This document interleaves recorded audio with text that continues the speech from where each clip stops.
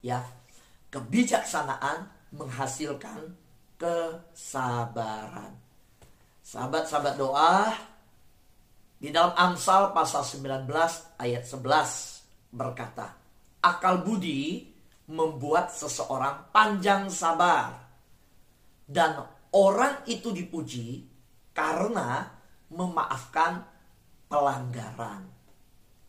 Sahabat yang saya kasih dalam Tuhan, ketika seseorang menyakiti kita, itu karena mereka telah disakiti, entah oleh keluarga, entah oleh pasangan, tempat kerja, kehidupan yang sering didapat di dalam data konseling. Biasanya gereja akan memakai sebuah prinsip. Kalau seseorang pindah dari sebuah gereja ke gereja yang lain, maka yang dilakukan oleh hamba Tuhan dan pelayan Tuhan yang menerima seorang yang baru, itu dikonseling. Ya, dan kalau dia di gereja yang sebelumnya ada persoalan dengan hamba Tuhan gembala sebelumnya, maka dibimbing untuk minta maaf kepada hamba Tuhan sebelumnya. Lalu di gereja yang baru ini dia diterima dengan sukacita. Saya tanya teman-teman yang dalam kuliah konseling, saya bilang kenapa ya orang yang pindah gereja ketika terjadi masalah di gereja yang lalu dibimbing untuk selesaikan sebelum masuk gereja yang baru. Lalu dia berkata, Pak, kalau di gereja yang lama dia tidak selesai dengan gembala, dengan hamba Tuhan, bentrok, ribut, lalu kita terima di sini. Di sini juga akan ribut sama hamba Tuhan. Nah, kita harus ajak dia menyelesaikan di sana sebelum di sini bersama-sama berjalan.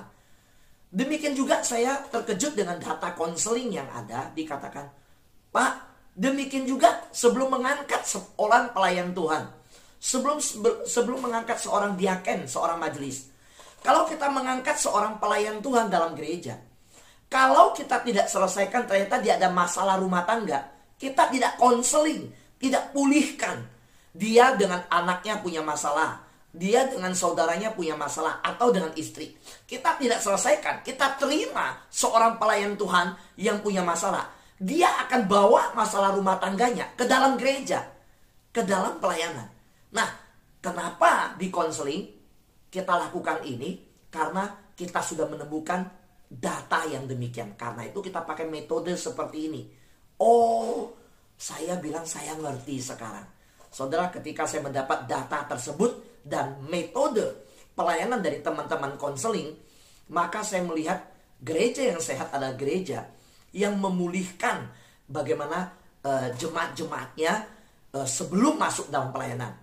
Kalau orang buru-buru diterima dalam pelayanan, dia punya pergumulan, punya kemarahan di rumah tangga, kemarahan itu akan terbawa ke dalam gereja juga. Nah, demikian juga di dalam pelayanan-pelayanan kita belajar bahwa ketika seseorang menyakiti kita, itu karena mereka telah disakiti. Mungkin oleh apapun kejadian itu.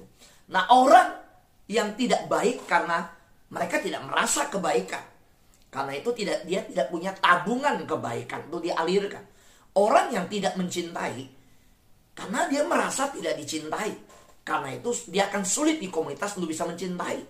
Nah, Bapak Ibu, sahabat yang saya kasih dalam Tuhan, baik yang di Zoom maupun yang di YouTube, ketika kita melihat bagaimana seseorang kasar, pahit, tidak baik, sarkastis, kejam, ataupun sombong, sebenarnya yang lahir, ya sikap-sikap yang sedemikiannya dilahirkan itu di dalam hati mereka, ya di mana mereka yang melahirkan perilaku-perilaku demikian. Sebenarnya kita bisa menangkap sebuah suara yang tidak terkatakan jauh di dalam perbuatan itu. Di belakangnya ada suara dalam hati yang mungkin berseru, saya kesakitan, saya butuh disuntik dosis yang besar, namanya dosis cinta. Saya gak merasa aman, saya gak nyaman. Bisa terjadi seperti itu. Karena itu hari ini kita sama-sama belajar dari Amsal.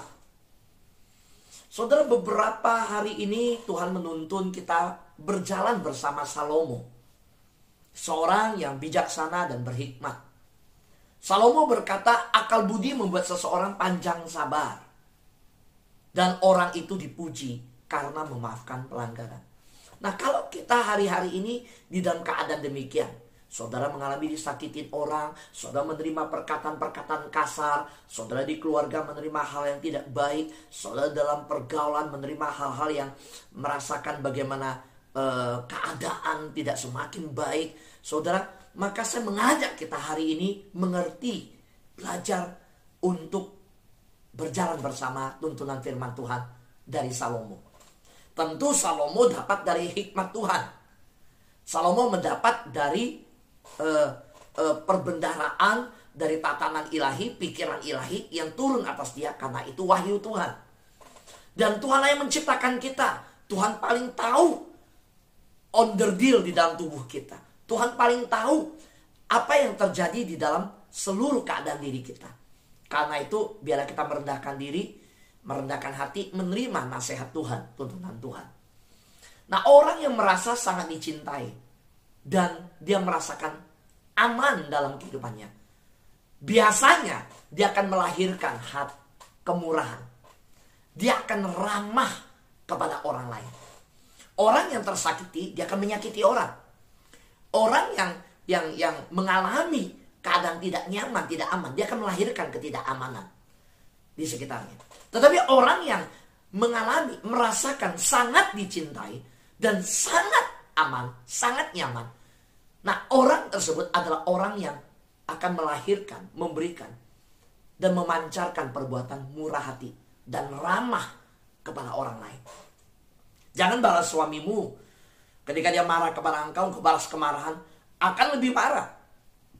Pasti ada sesuatu. Tunggu marahnya reda, lalu kita bicara kepada dia. Kalau dia lagi marah, kita timpali dengan menjawab. Itu kayak menyiram api dengan bensin, lebih meleduk lagi.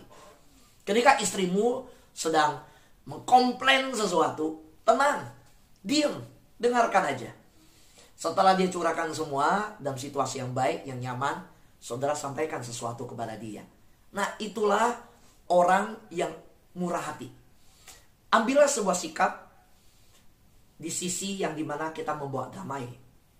Kita boleh berada di lingkungan yang sedang dalam kemarahan, yang tidak nyaman. Tetapi Salomo mengajarkan kita harus menjadi anak-anak Tuhan yang memancarkan kemurahan dan keramahan kepada semua orang. Bagaimana kita bisa melakukan itu? Kita harus dicintai. Kita harus merasa aman.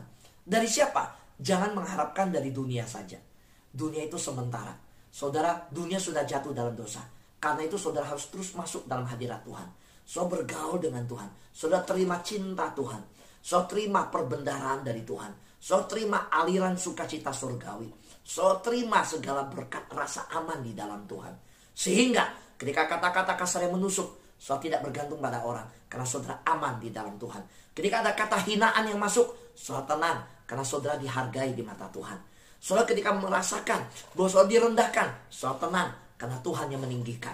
Saudara ketika saudara merasa bahwa ada di dalam teman pekerjaan, komunitas yang ada, di mana teman-teman yang ada, berbuat sombong kepada Anda, saudara tenang. Saudara mengingat bahwa Tuhan tidak senang orang sombong. Saudara merendahkan hati. Ketika ada yang bertindak sombong, saudara justru melayani dengan kerendahan hati.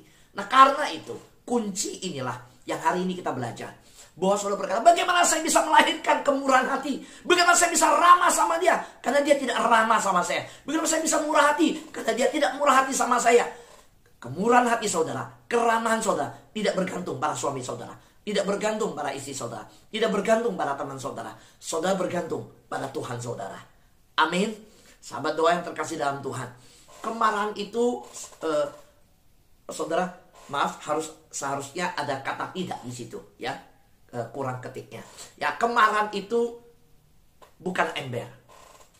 Kemarahan itu saya umpamakan seperti pabrik. Bukan seperti ember. Kalau ember itu ada batasan air.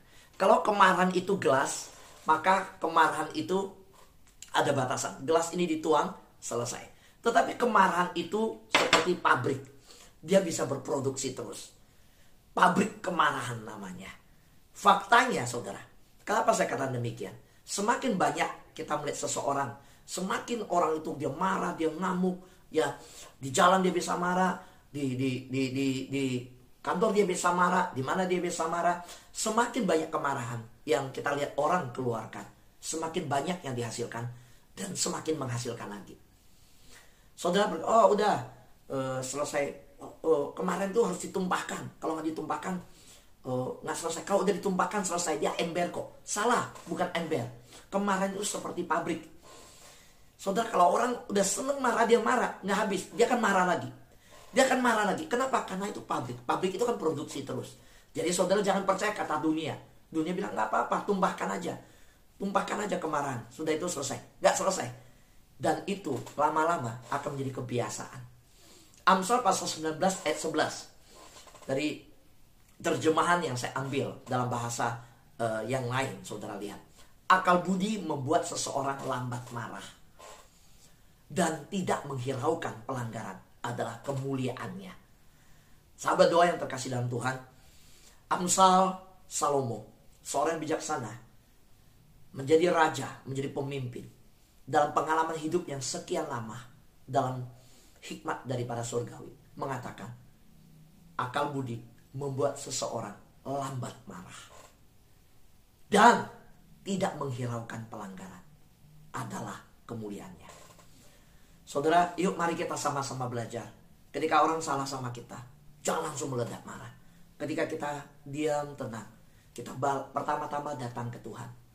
Kedua, kita mendoakan orang tersebut. Ketiga, kita boleh punya teman diskusi yang bijaksana. Ingat, bukan yang bijaksana, yang kita tahu dia punya tingkat kerohanian, kita tahu dia dekat dengan Tuhan. Saudara, tetapi kalau tidak perlu sampai tingkat itu, nggak usah. Namun kalau memang sampai perlu, kita bercerita, tetapi bukan gosip ya, kita sampaikan, bukan menjelekkan. Lalu kita sampaikan, dan teman itu adalah teman yang bisa ikut berdoa bersama-sama. Teman itu dipastikan tidak menyampaikan keluar lagi. Nah, teman yang seperti itu, yang rohani itu, kita ajak berdoa bersama-sama kepada orang yang ada. Saudara, tidak menghiraukan pelanggaran adalah kemuliaan. Sahabat yang saya kasih dalam Tuhan, inilah perkataan tuntunan firman Tuhan untuk kita. Saudara, mari kita belajar dari tuntunan yang diberikan oleh Salomo melalui firman Tuhan. Jangan reaktif. Jangan langsung agresif. Saudara, kalau kita lihat perang dunia, mengagresi sebuah negara, menyerang sebuah negara. Nggak selesai kok. Saya masih ingat ketika Irak ya, menyerang Iran. Ya, waktu menyerang, wah itu kan diserang lagi, saudara. Sama, saudara. Ketika kita melihat tatanan kehidupan, ketika agresi, itu hanya menciptakan lebih banyak agresi. Ketika kita menyerang, akan lebih banyak menciptakan serangan. Ya, saudara, oh agresi apa ya? Serangan gitu ya. Kalau ketika ledakan kemarahan, meledak, soal ledakan akan menyebabkan lebih banyak ledakan. Saudara, kemarahan itu akhirnya menjadi pola kebiasaan. Nah, hari ini Salomo menuntun kita, yuk kita menjadi orang yang panjang sabar. Jangan marah. Biarkanlah semua berjalan. Tuhan yang mengontrol semua. Tuhan yang berdaulat. Percayakan kepada Tuhan. Tidak, Tuhan tidak akan pernah gagal. Dan saudara, Tuhan akan menyatakan kemuliaan Tuhan atas hidup kita. Hari ini saya tidak tahu apa yang saudara hadapi.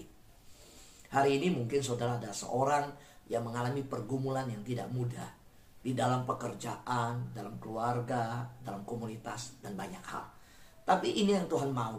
Jangan menyerang, tetapi berdiam dirilah di hadapan Tuhan. Jangan agresif, tetapi biarlah kita berdiam diri di hadirat Tuhan. Jangan meledak-meledak dalam kemarahan. Mungkin hari ini engkau ada di sebuah keluarga yang sedang dalam goncangan ekonomi. Orang berkata, hari ini banyak perceraian. Kenapa? Ternyata masalah ekonomi mempengaruhi pernikahan juga. Masalah ekonomi ini menggoncang juga ikatan keluarga. Nah, kalau masalah ekonomi, kita sebagai suami belum menghasilkan sesuatu, lalu istri marah-marah lagi, aduh, lalu kita juga ikutan marah, ya meledaklah semuanya. Ya Pak Fu, bagaimana saya tidak meledak? Waktu semua nyaman, dia tahu kok sebagai istri, masih ada tabungan kok saya kasih. Sekarang saya nggak ada kerjaan, bukan saya mau kan. Saya dipecat dari kantor, bukan saya mau memecat diri kan. Sekarang nggak ada usaha pabrik tidak berjalan dengan baik, tidak produksi, bukan saya mau. Pabrik tutup, toko tutup. Bukan saya mau. Sekarang sebagai istri, masa dia mau terima yang baik aja? Sekarang saya susah, masa dia nggak mau mengerti? Lalu kita dengar istri bilang, Pak, saya ngerti kalau sebulan 2 bulan Pak, tapi suami saya udah 2 tahun di rumah. Sekarang ada penghasilan, kita makan tabungan. Apa nggak marah? Nah ayo sekarang saya mau tanya, siapa yang harus mengalah? Istri merasa punya hak untuk marah dengan persepsinya dia. Suami juga punya persepsi. Ini apa-apaan gitu. Suami juga punya pandangan. Loh, saya nggak kerja kan bukan karena saya nggak mau, karena saya dipecat. Semua orang juga tahu kondisi sekarang. Pabrik besar pun tutup, toko besar pun tutup, bisnis besar di mall pun tutup, apalagi toko kecil. Nah mulai kita berdebat. Lalu istri berkata, iya kamu minta saya ngerti, tapi sekolah nggak bisa ngerti, harus tetap berjalan. Kuliah anak harus tidak bisa dimengerti. Atau yang baru punya anak kecil yang harus disusui, anak bagaimana? Saya bisa mengerti, tapi anak menangis nggak bisa ngerti, nggak ada makan. Nah lalu kita ribut. Nah istri berkata, saya ngerti kalau sebulan, bagaimana 2 tahun? Pertanyaannya, sama-sama punya alasan marah. Lalu siapa yang harus mengalah? Tetap harus ada yang mengalah. Nah kita berkata begini di dalam Roma, kalau perdamaian itu tergantung pada dirimu, usahakan perdamaian itu. Yang kedua, ketika saya mempelajari itu, kita berkata salinglah merendahkan diri, mendahulukan kepentingan, saling memberi hormat. Siapa dulu memberi hormat? Lalu saya akhirnya menemukan satu hal. Ketika saya renungkan, yang lebih rohani yang harus mengalah. Lu kok lebih rohani mengalah? Orang makanya dia gak deket Tuhan. Nah justru karena itu dia gak deket Tuhan. Justru karena itu dia gak rohani. Saudara harapin dia mengalah. Suamimu gak pernah cari Tuhan, gak pernah ikut doa fajar, gak pernah menyembah Tuhan. Engkau jadi istri, lihat suamimu marah, engkau mau ikutan marah. Lah, ya anak juga cuma nonton, anak-anak kebingungan di rumah. Nah ketika kita mengalah, ketika kita mulai berdoa, kita bilang, nak papa lagi marah-marah, kita jangan marah ya, kita sabar ya. Yuk doa, yuk kita doa buat papa. Nah anak-anak belajar, nanti menikah, nanti besar dia tahu. Ketika pasangan marah, kita memberi teladan. Tapi kalau suami marah, istri lempar piring, suami ambil ember lempar, ya udah, anak-anak ketika ribut kakak adik dia juga lempar. Kenapa? Lempar adiknya pakai sandal. Dia bilang papa juga lempar mama. Saudara, mari kita belajar bersama-sama bahwa tujuan kita itu memuliakan Tuhan. Ketika tujuan saudara adalah untuk membalas, saudara tidak akan lebih baik dari lawan saudara. Dengar, ketika tujuan saudara adalah untuk membalas, saudara tidak akan lebih baik dari lawan saudara. Jangan bilang, oh dia gak baik. Sama, kamu juga lawan, kamu juga balas. Apa bedanya? Karena itu, yuk tunjukkan kasih Tuhan. Bagaimana merespon ketika seseorang menyakiti saudara? Bagaimana meresponnya? Firman Tuhan berkata, Amsal 19 ayat 11 tadi, pengalaman membuat orang sabar, dan orang semakin sabar bila mengabaikan hinaan. Mungkin kau dihina suamimu, mungkin anak-anakmu bahkan merendahkan engkau. Mungkin saat ini engkau mengalami direndahkan tetanggamu, karena ekonomimu tiba-tiba berubah. Dulu mobil banyak parkir di depan rumahmu. Mungkin hari ini engkau bahkan menjadi seorang yang punya hutang. Tapi saya mau berkata, sabar. Orang semakin sabar bila mengabaikan hinaan. Kalau saudara menganggap perkataan orang itu diterima, saudara masukin ke hati, saudara akan marah meledak. Saudara gak akan sabar. Bagaimana sabar? Salomo berkata, orang semakin sabar bila mengabaikan hinaan. Pengalaman membuat orang sabar. Jadi bagaimana merespon seseorang menyakiti kita? Merespon dengan kemarahan hanya akan menciptakan lebih banyak kemarahan. Atau merespon dengan bijaksana. Silakan saudara pilih. Saudara pilihlah hari ini 2. Silakan. Merespon dengan kemarahan. Maaf ya. Saudara saya tutup dulu biar tidak tercoret. Kita balik lagi melihat. Yuk. Ya. Tadi ada merah-merah ya. Ya. Saudara, bagaimana merespon? Ada 2 pilihan. Saudara merespon orang yang menyakiti kita dengan kemarahan. Itu saya mau kasih tahu. Itu bahaya. Hanya melahirkan kemarahan. Atau saudara merespon dengan bijaksana dalam kasih, mengabaikan pelanggaran. Dan saudara mengatasi kejahatan dengan kebaikan. Saudara pilih yang mana? Doa saya hari ini, kita semua memilih yang terbaik yang Tuhan ingin kita pilih. Yaitu apa? Mengabaikan, fokus kepada Tuhan, membalas kejahatan dengan kebaikan, dan melahirkan kasih dari hati kita. Itu yang Tuhan mau. Amin. Tuhan berkati kita semua.